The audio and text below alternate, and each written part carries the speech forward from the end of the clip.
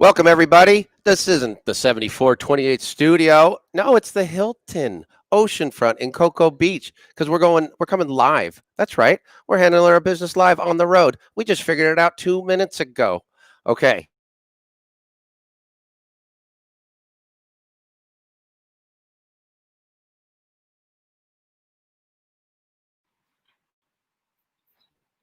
You're frozen on my screen if you can hear me.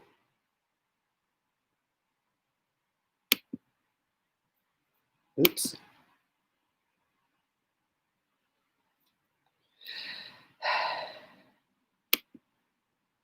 You let us know what state you're in, where you are, what you want to say to Lexi. And we're going to figure this out. We're going to get the show started right about now.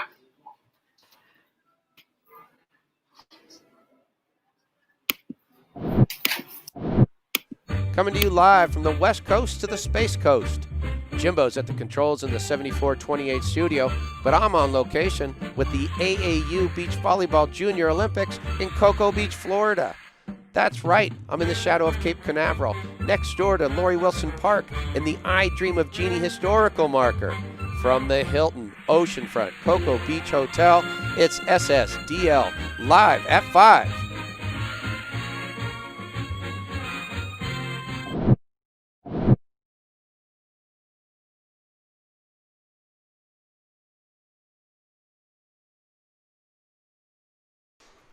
Sports Stories with Denny Lennon aims to bring its subscribers interesting, unique, and uplifting stories. You can find us at sportstoriespodcast.com. We drop audio and video podcasts every Thursday and go live on YouTube Wednesday, Thursday, and Friday. Many guests have shared their stories with host Denny Lennon, such as Super Bowl and BCS champions Brendan Ion Badejo, Peter Boulware, and Trevor Lawrence, three-time Olympic gold medalist Karch Karai, Kentucky Derby winner Doug O'Neill, NCAA champions Toby Bailey and St. John Smith, Hall of Famers Jimmy Lennon Jr., Rudy Tomjanovich, world champions Boom Boom Mancini and Tim Leary, AAU Sullivan Award winners Catherine Plummer, Sabrina Ionescu, and Spencer Lee, not to mention the head honcho, AAU president Dr. Roger Gowdy. We've also had best-selling authors Wesley King and Wayne Coffey, and our Sports Stories favorite, Norm Bass, the first African-American to play 2 professional sports post-World War II. Become a friend of the show on Patreon, and you can help keep the dream alive. Go to patreon.com/Denny Lennon or go to our website to see all of our social media links. If you have an interesting, unique, or uplifting story to tell, contact us on sportstoriespodcast.com.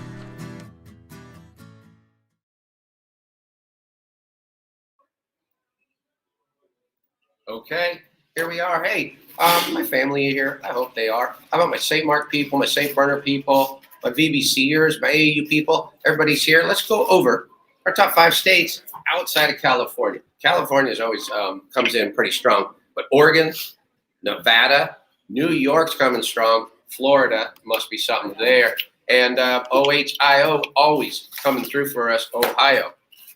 So my guest today, as you can see from the take here, is Lexi Denenberg. Say hi, Lexi. Hi. Lexi, let's chat for a while. We got some video on you and everything, but I want to let the people know what you've been doing. So let's start. You're currently at UCLA. You got the A clap, the Bruins, and you're there on scholarship, and you had a good go at it this year. Tell me a little bit about this season, then we'll work our way backwards. Yeah, so first season was really fun, but we were just getting started. We were just getting into our season. We were maybe halfway through our games. We weren't really playing for that long, and then once COVID hit and it got canceled, everyone was just broken and it sucked. But yeah, it was good while it lasted. No doubt about it. Now, what's unique here is that Lexi is right from this city, right? Yeah. Born here in Merritt Island. And so you went to Merritt Island High School and got recruited. And where we first came into contact is we didn't quite know you, and you came out to Southern California. And you just ran the table on all the Southern California teams and messed up our bracket. It was our honor to watch that happen. Tell me a little bit about growing up here in Merritt Island. Yeah, so growing up, I actually played a lot of soccer, and indoor I wasn't really a big beach player, but as I got a little older, like 15 years, I'm not playing. Right. But yeah, it's a small town here. It's everyone knows everyone. Everyone plays. She's saying. It's like it's a great history. So you're Merritt Island, Mighty Mustangs. Yeah? Yeah. You get that one right? Yeah. Okay, I went deep into the research, so I found out you're the Mustangs. Now let's let Merritt Island High School. You had a few accomplishments there. You're part of a beach volleyball championship state team, right? You're Under Armour All-American in indoor. Tell me what I get, what if I get anything wrong here. Because it kind of sounds a little bit like maybe somebody made this up. It's a little too much. All right. You're the Florida State Player of the Year in volley. And you are also the Athlete of the Year, as named by the Florida, right? Okay. So you also play soccer and a two-time state champion in soccer. First team All-Stater in soccer. And the Space Coast Athlete of the Year and the Florida Today Athlete of the Year. Okay, that kind of sounds made up. It does sound made up. Tell me what it's like to be a two-sport athlete in high school. Honestly, it really keeps me feeling like ready for the next sport. I guess like it keeps me hungry to start the next one. I'll play soccer and then I'll go right into the volleyball season. And it really kept me in shape and it kept me ready for like whatever I needed to do. Like I think it really kept me like well rounded and the better for it. Yeah, no doubt. And what was there much overlap between the two seasons? Yeah, so soccer season sometimes went into volleyball season, if we went far enough, it would go into soccer season. So sometimes I would have to miss a few games because we would get to states and I would be missing some soccer. But then once I got into soccer, I would start training with them full time, and then our high school got beach my senior year. It wasn't before that. It was like really new. So right after that, we would start training for beach. What about indoor club? I played indoor club until my 15s year. We had a really good year, but then I decided I wanted to go like beach only, but I still played like indoor high school and indoor volleyball like high school, and then soccer for high school. So I kept doing that, but I didn't want to play club soccer and I didn't want to play club volleyball because I knew I really wanted to focus on beach. So And focus, you did. You won 3 national championships out there in Hermosa Beach for the AAU. And so you found out that was your thing.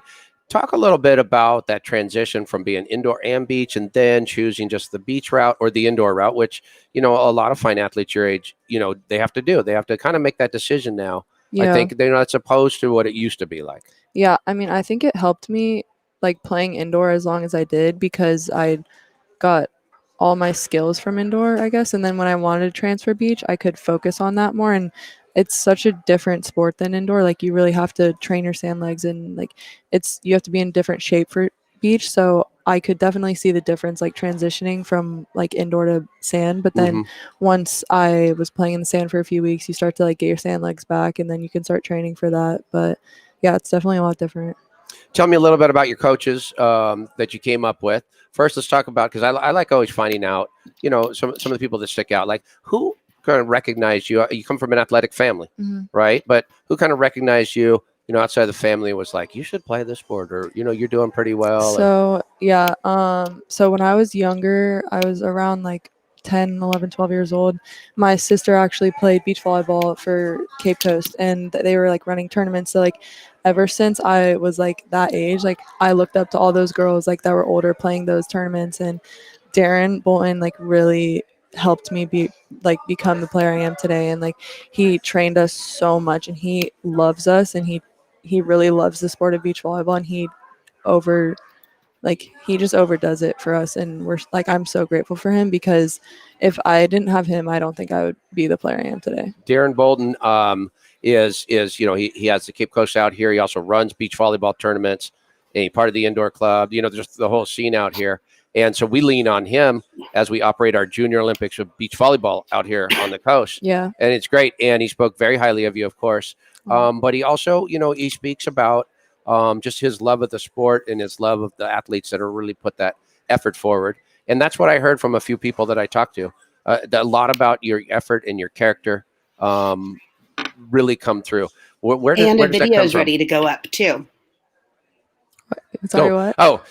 We got a video ready to go up. So let's take a look at that one from our crack staff back in the 74-28. And you can also follow up with that question after the video because it's perfect. Okay.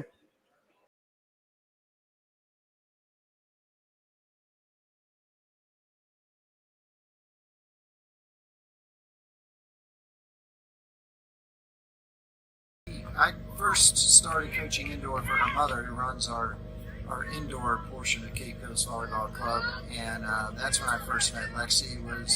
Lexi was probably 10 years old, I think, somewhere right around there. She was a tiny little thing, and then from that point on, Lexi was playing beach, playing soccer, playing indoor.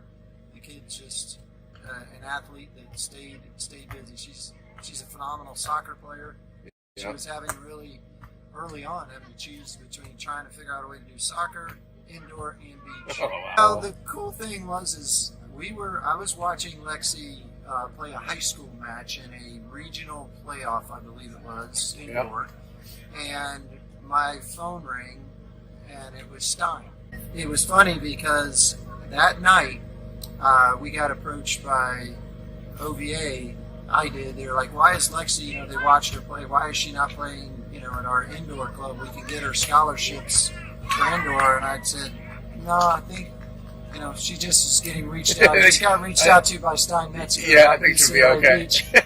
She'll be fine. She doesn't need to get an indoor one because she wants to go beach." I've just been very blessed, and Lexi is one of those one in a, I don't know how many, 10, 20, 50, not for sure, but definitely an incredible kid.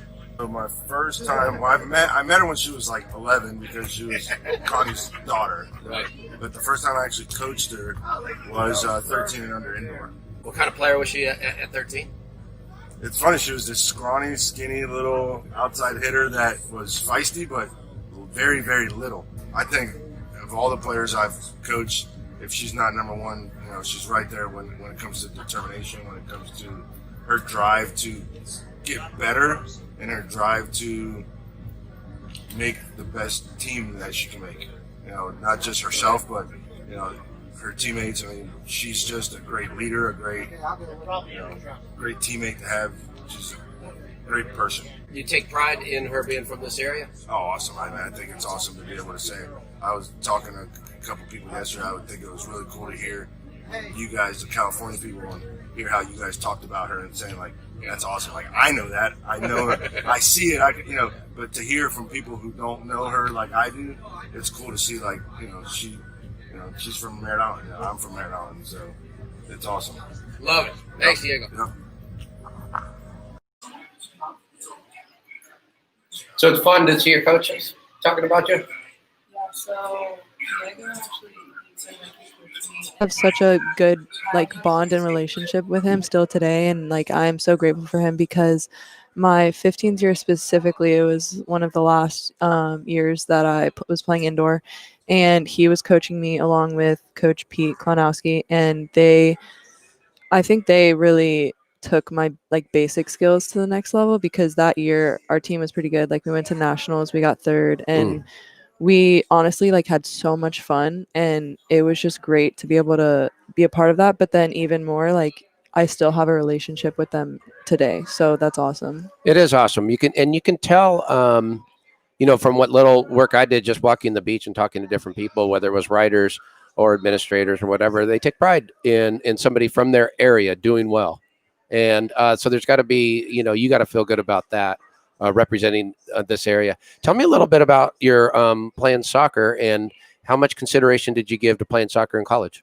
I knew that I wanted to 100% play beach in college, and soccer wasn't really in my mind. But then my Stein actually talked to me about playing soccer at UCLA, and so I put a little thought into that.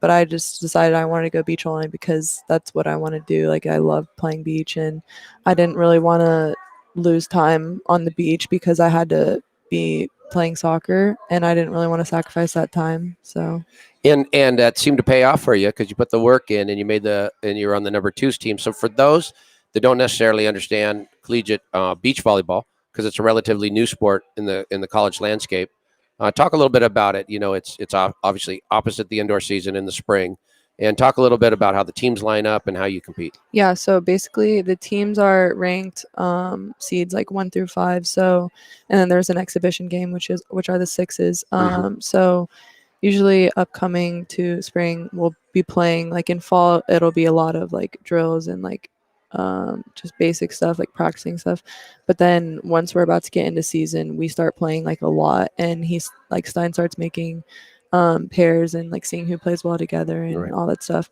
So once we're about to, like, we didn't even know our lineup like 3 days before our first game, so like no one knew, and like the week before we're like still competing for positions. So yeah, usually then like our coaches will decide. Ones will usually be like the best team, and then obviously like it goes down to 5. Kind of like tennis. Yeah, like tennis. Like people might be familiar with how either high school or collegiate tennis goes. Yeah. Yeah. And so you're on the 2's Yeah. with Lindsay Sparks. Yeah. Also played in her share of AAU, and as well as a lot of junior beach tournaments. Tell me what it's like playing with Lindsay. Lindsay is so unreal to play with. Like, she's one of those people that she'll like get a ball up and you're like, how did you do that? But then like, I don't know, she likes, and she's just an awesome person too. Like, playing with her is just so fun because her mental side of the game is so much more developed, and it's just so cool to be able to learn from that and to be able to play with that. So she was so much fun to play with. There's some travel that's involved but you're in effect, the conference is more or less the Pac-12 teams. And so we'll talk a little bit about being on the campus of UCLA, and do you feel the history that's there? Because UCLA has this unique place in collegiate athletics. Not only have they had so many teams that have won championships, but they've been on the right side of civil rights and of social change. They've had, everything from, scholars and athletes that have really affected the world. And can you kind of feel that on that campus? Oh yeah, for sure. Like, just being around campus, it's like there's so many people that want to help you, and you can really feel that. And just going into the training room, or even going into our, like, where we get tutors, or where our coaches' offices are, like, so many people are just there to genuinely help you, and it's awesome because like it's something you get told about. Like, I got told that before I went to college, like the people are just great, but like it's something that I truly just started believing once I got there, and like you can really feel how special it is on campus. And I think it took me a little while to like get out of my shell, because I was like first like adjusting, but then like once I did, I got more comfortable on campus. It was so much fun.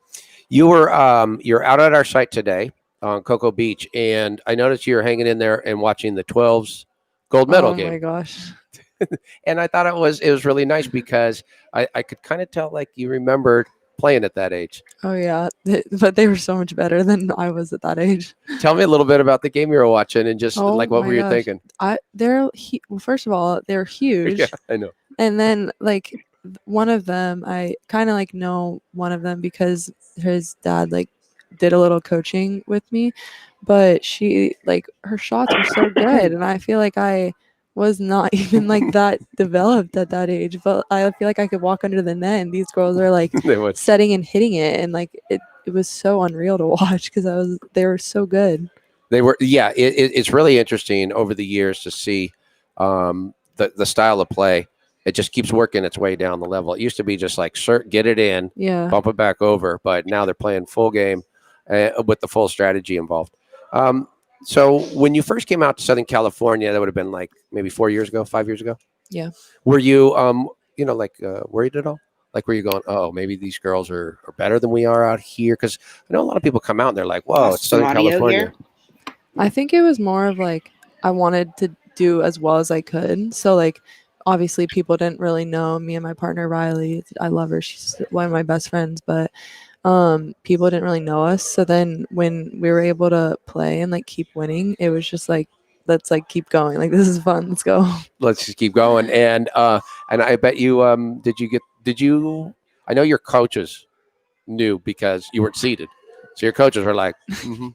But did you have any idea what was going on at that age? Like, did you know that you were like beating some good teams and everybody was like, whoa, who's they? I think sometimes we knew we were beating good teams, but other times I think we didn't really know. And then like we figured it out like after I think like our 15th year we were out there, we beat like 2 people that were committed somewhere. We were like so excited because we were like, oh my God, they're like committed. And then like they talked to us after and they're so nice. But like that was a game that we didn't really realize, I think, like what we were doing. We were just like playing. And yeah, it's fun. There's something else and my producer, Christine, she's charged. Yeah. She'll let me know if we got another video that's up and ready. But Christine, I was going to go ahead and move on with a part of this that I promised I would talk to Lexi about, and that's I Dream of Jeannie. I do have your, let's see, I have your Wilson, Steve Wilson one loaded. Let's see. Oh, good. And I have Dr. Gowdy opening the games as well. Oh, wow. Look, we got some videos loaded. So now we're going to shift gears a little bit. Okay. Here's what we got. Steve Wilson, he writes for the Space Coast Daily, and he was the one who originally said, you should talk to Lexi. We're really proud, that she's from this area and so forth. And so I said, but I need some history, because not only do you send off rockets from this area, but this is where the show I Dream of Jeannie was based. And this is what the world knows about Cocoa Beach. So I made sure to go to the historical marker and get this interview with Steve Wilson of the Space Coast Daily. Okay, give me 1 second here. Show and stream. All right. From the Hilton Oceanfront Cocoa Beach Hotel, it's SSDL Live at 5.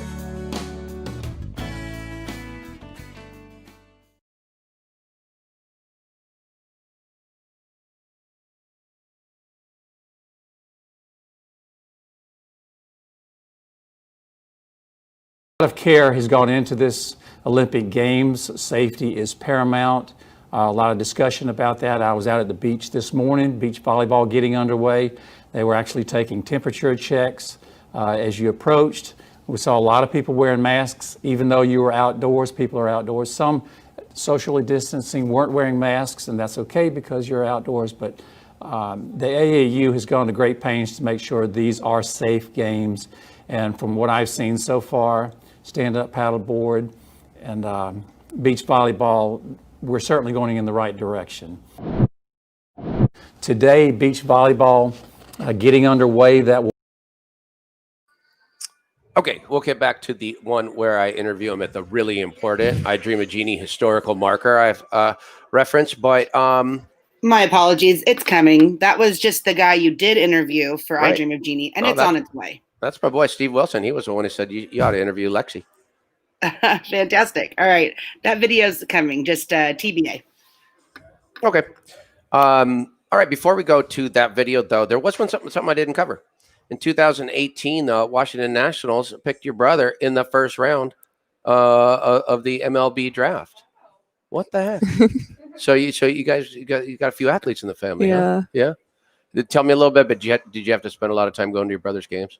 Honestly, no. No? My mom was always with me at volleyball, and my dad was with my brother a lot of baseball. And he's a pitcher. Yeah. Do you?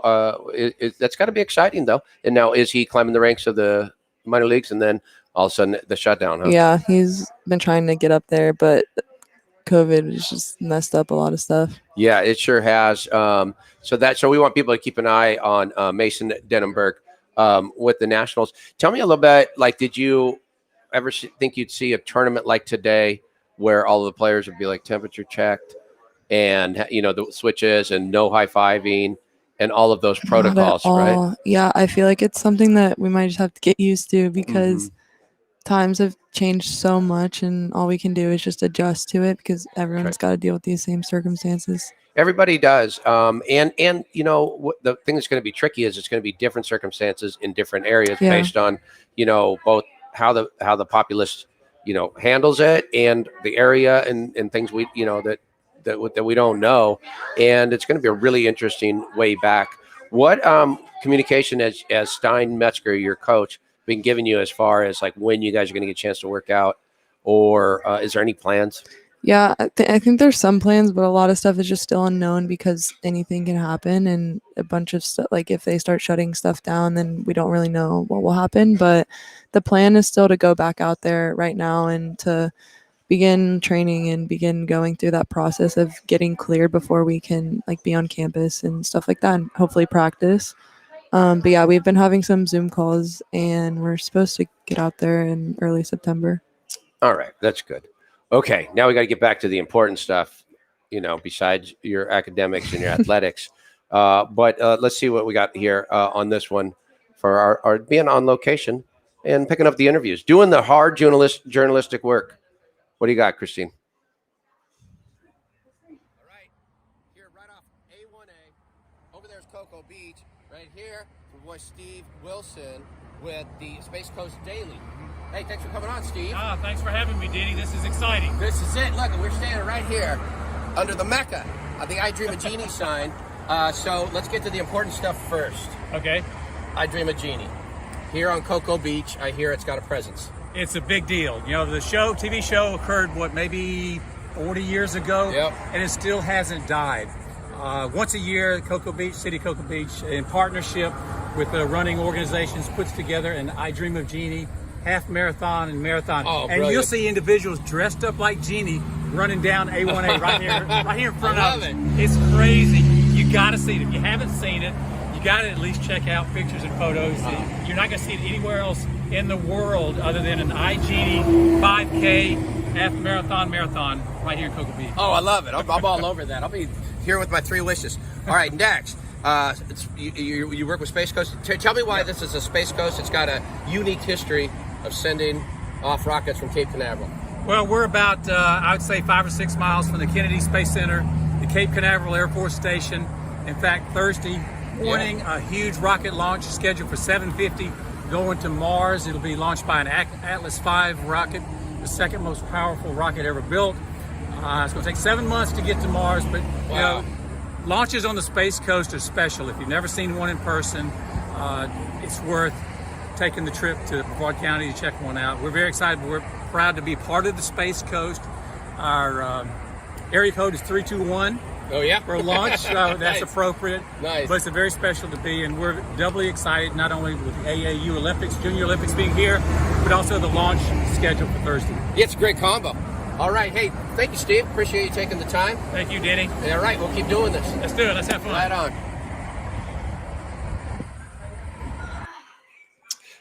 Did you know that your area code 321 had anything to do with that? I actually did not. You didn't? I didn't either. But Learn something new every day. yeah, no doubt. And what's it like growing up in this area where there often is like rockets that are going off? Honestly, I'm starting to realize now how cool it is because like when I was younger, like rocket would go up, the house would like you would hear it like in the house, it'd like rattle and stuff. But like you don't really like it just felt normal to me. Like it didn't occur to me that didn't happen a lot of other places. So like now as I'm like getting older, I'm like, wow, that actually is kind of cool. Like we're like one of the only places where this happens. Yeah, you are. I mean, in California, we have earthquakes, but there's no warning. Right? So all of a sudden you go, oh, that's an earthquake, and you just ride it out. But here, at least you know what's coming on some level. Yeah. But I guess you get so used to it, all of a sudden you go, oh, that's a rocket launch. Yeah. So the premise of the show, I Dream of Genie, was set at Cape Kennedy, and they lived on Cocoa Beach, right? So first, let's start with this, because this is really important. This is your culture here. This is your culture. All right. Jeannie was played by who? Do you know her name? No. Oh, it's Barbara Eden. Oh, okay. And she's still alive, and she comes out for that 5K and gives out the awards. Oh. Do you know what the premise of the show was? What like happened with a astronaut and a rocket? Yeah. What happened? Didn't he he was on that island, right? And then he like found the genie, and then she like was like attached to him. Very good. Okay, no, you're on it. Okay, true or false? She was 2,000 years old. True. Good. Well, look at now you're on a roll. He was deserted on a Pacific island. He found this because he was trying to make a signal, like where you make a signal to the sky so they'll get you. And he found that bottle. Mm-hmm. Boom, he let her out. Yeah. You're right. She's like, Master, let's go. Do you know what his name was in the show? Major Nelson. Yes. Oh, you're on fire right now. Excellent. Okay. And then his buddy was this guy who was pretty hilarious, who went on to some other shows, including the Bob Newhart Show, way before your time, but he was hilarious there. Do you know what his buddy's name? He was always trying to make a buck. No. It was like a Healy. Oh, it was Captain shoot. Healy, the Major Okay. Healy. I think he did pretty good. Thank you. Yeah, not bad at all. And then they're crazy, they're crazy like Doctor was, who always would see Jeannie and then like he went nutty. No. Dr. Bellows. Oh. Oh, you did okay. All right. Now, more important as far as the quiz goes, because you're Oh, on gosh. campus here. Who's the legendary basketball coach? John Wooden. Okay, solid. How many NCAA titles did he win? That's pretty good. I want to say like 19. I don't know. I know what you're going with. That's Al Skates, who was their legendary men's volleyball coach. But John Wooden won 10 national titles in basketball, which is really good. Yeah. You can't walk around that campus without seeing that. Uh-uh. And what's the facility called where the football team plays? Where the football team plays? Yeah. Oh, wait, hold on. I actually do know this. Why do I not know this right now?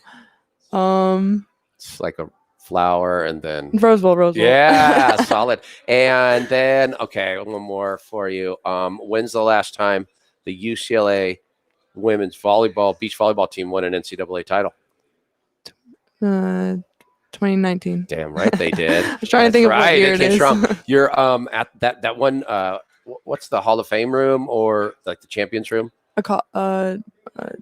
What is that? It's on campus. Morgan Center. Yeah, and then where all of the trophies that's are. so cool to That's go so in there. impressive. It's awesome. That is so impressive. It's like I'll go in there and I'll just like look at the national championship trophies and I'm like, I want one so bad. Nice. Well, you want to add to that legacy, right? Because it's so terrific. Do you like the colors? Yeah. I think they're the best colors in college football, like because it's like that powder blue. And when they're at the Rose Bowl, it shows up. But then I've really come to love it on every other team. Yeah. But I think you gotta you gotta be okay with that color. No, I love them. Yeah. Yeah. Nice. Okay, Christine, we got any more video to show her?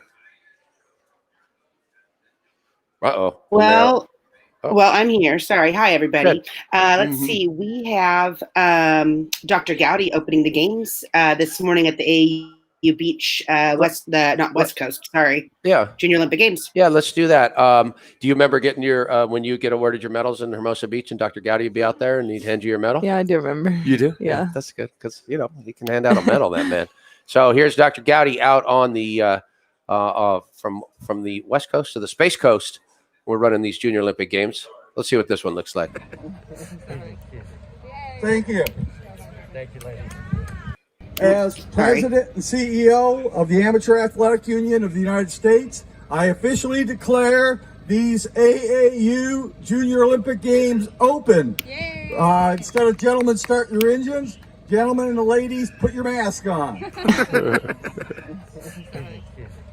Thank you. Thank you, lady. Hi guys, this is Marley. Now that I have your attention. And then Marley jumps in there and starts running the show, right? Going to make things happen.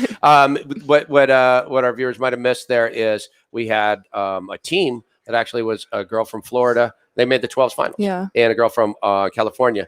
And they ran from opposite end of the beach with their torch. And that's interesting. People might go, how could you possibly be in a team from that far apart and play together? And I would imagine you might have done that or certainly played against teams that were from different states, but they would meet each other in these beach tournaments. Yeah. Talk a little bit about what that challenge is to like mesh with your partner. I think that it's all about like practicing with them and knowing them. I think it's tough to play with someone if you don't really like know them or practice with them a lot, but I would say like once you get to know them and once you get to know their like tendencies and what your partner like, you just have to have that connection if you really like want to go to the next level. I think that's really important. But yeah, I think once you get started, it's better. So what's next for you? What's your next move towards campus and do you have a start date, or they're just saying we're going to wait until we see what the next round of compliances are? Yeah, so we're going out to move into our apartment like September 4th, I think. Okay. So that's a start, and then from there, I think we're actually going to drive out there from Florida because we don't want to quarantine. If we fly in, we have to quarantine ourselves before we even step on campus. So we're gonna go out there, and then we have to get cleared by like all the just everything. We have to go through physicals and get tested and stuff like that. But once we're done with that, I'm sure we'll have to wear masks everywhere. And yeah, I think it'll be tough. It'll be a tough adjustment, but I think that we can make it work out. You got to make it work out. Yeah. What kind of aspirations you got for the future? I want to go to the Olympics and play. You do? Yeah. Yeah. I'll bet. And it's not as if that you're not on their watch list. I know somebody that your coach, Darren, looks up to is, there he is again. I know Darren really looks up to Coach Karai. And he talked a lot about Coach Karai and his commitment to the game. Oh, hey, Christine. We might have lost her. She might have gone rogue on us. I'm here. There's a video playing with us right now. Darren's jumped back in. It's supposed to be on mute. That's funny that it's still playing somewhere. Gotcha. He's a good fella. Interesting. Talk about that. Talk about Darren and his teaching about Coach Karai. It reminded me a lot. I know we keep talking a lot about UCLA. It reminded me a lot when I was a coach, especially in basketball, and I would talk a lot about John Wooden and his lessons, and hope that the team would take those on. And I understand Darren talked a little bit about Karch and his commitment to the game. Yeah, Darren, I remember a lot of times, like, at practice, he would talk about Karch sometimes, and the way he, like, talks about him, you could just tell, like, from, like, the smile on his face and, like, how he talked about it, he really, like, looked up to him and loved watching him play. Mm-hmm. So seeing, like, that passion was really cool, but I think he really, like, ingrained to us a lot of good habits other than just, like, the physical stuff on the court. He ingrained, like, a lot of, like, he told us some great movies to watch. He was more than just like a volleyball coach to us. Nice. Yeah, Karch, he's somebody that you need to, as a young volleyball player or just young athlete, look into his playing career. Sometimes I compare it to, like, my son was a really good volleyball player and so forth. He certainly knew who Karch was, but he didn't necessarily really know who Michael Jordan was. And I was like, you really got to look into that, because when you see what kind of competitor and what kind of player Michael Jordan was, you come in on. And Karch is the same way. If you go and you just watch some of his YouTube and watch some of his, you're like, wow, he really did stand out and change the game and transcended the game. Who are some of the pro athletes or higher level volleyball players that you look up to? Misty May is definitely one of them. I actually got to talk to her on a Zoom call from one of my other coaches at Optimum, which is on the west coast of here.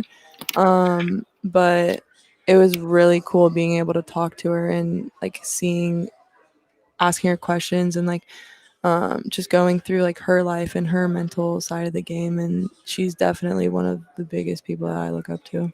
Yeah. As a matter of fact, our producer got to compete against Misty when she was playing. No way. Yeah. That's and awesome. Misty was always playing on older teams, right? And so then when finally caught up and she took off. Was that something you found? Were you always on teams that were a little bit older when you were young, like when you're like 11, 12 and so forth? I would find myself playing up, especially like in soccer, and in volleyball too a little bit. But then once we got like a good group of people, we stayed in our own age and then like really focused on just getting that team better.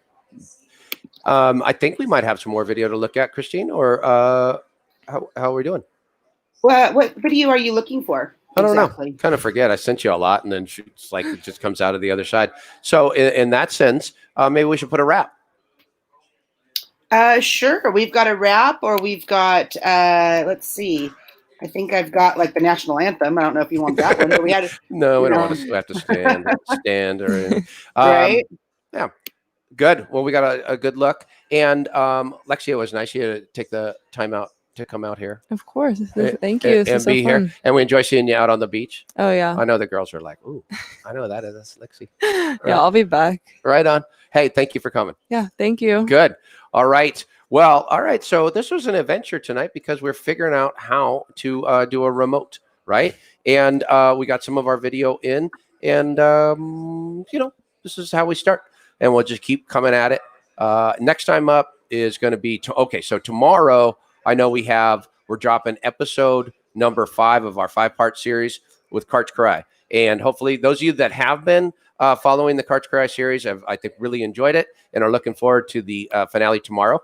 episode number 5. And then tomorrow night, we're planning on playing all 5 of them right here, starting live at 5. So it's going to be a Karch marathon to end out our Karai July. And so that's what we're looking forward to tomorrow. Friday on the show, we're going to have Jordan Boulware and Ashley Pater. They're the number 1 ranked team in the 15s going for the gold. And they just finished in the top 4. Matter of fact, they took the bronze medal in the 18 girls division. That's how good they are. They're outstanding young players, and they're planning to be right here doing the show live on Friday. Also on Friday, we're planning to shoot across the country and to update you with our 2 more semifinalists in the East Bay 74-28 shootout. You know who came up with that win? Rock Pillsbury. He's on fire, that guy. He figured out a way to take down the Hall of Fame ring announcer Denny Lennon Jr. in the East Bay shootout. Wayne Boley also advanced. So Wayne and Rock are lined up in the semis, and we're planning to have both Wayne and Rock on the show along with their charities that'll represent. So remember, that's the East Bay 74-28 shootout, $1,000 to the winning charity, and we're down to our Final 4. That other, the other part of the Final 4 is, I don't know if you know, Chris McGee is the beach volleyball announcer from the AVP, Geeter. So Geeter's in the semifinals. So is Mike Boley, the 2-time BBC champion. And I think it's going to go down in the semifinals, especially that one. Those guys know some people, and they're going to generate some support. All right, so that's what's coming up this week, and we look forward to coming back and seeing you on Friday from the Hilton Oceanfront on Cocoa Beach. This is Sports Stories with Denny Lennon, and thanks to Lexi for coming on. Yeah, thank you, guys.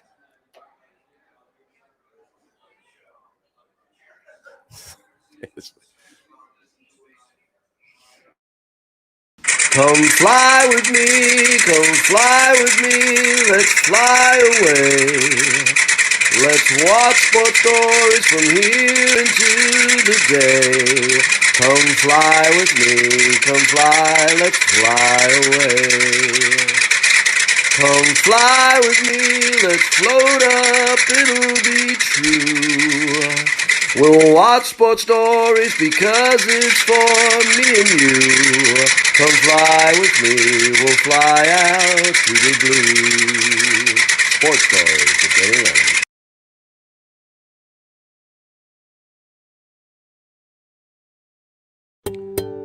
Sports Stories with Denny Lennon is supported by the AAU. Find a local event and join at aausports.org. And remember, you can catch your favorite amateur sports live stream, replays, and highlights at ballertv.com. Sports Stories, along with East Bay, supports the Heroes Movement, a nonprofit that bridges the gap from mental or physical therapy to getting strong again through strength and conditioning workouts. This free service is available for any veteran of the United States Armed Forces. Visit heroesmovementusa.org for more information. Sports Stories, along with thousands of people across the country, also supports the My Stuff Bags Foundation, a nonprofit that provides traumatized children with new belongings and new hope. Learn more at mystuffbags.org. Sports Stories with Denny Lennon is a production of Sports Stories, Inc. and is available on Apple Podcasts and YouTube or wherever you listen and watch. Don't forget to subscribe, rate, and give us a review. It really helps spread the word. You can find all our social media links, archives, and other info on our website at sportsstoriespodcast.com.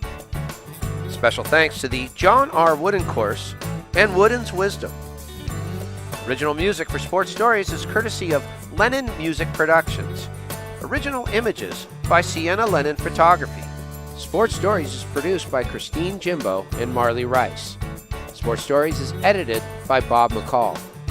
Additional staff include Ray Castro, Teresa Dolan, Jake Downey, Carlos Haro, and Buck Magic Lennon.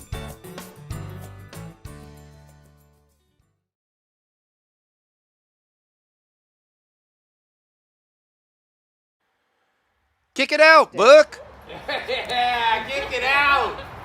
Kick it out! Yeah, buddy! Way to kick it out! Good job!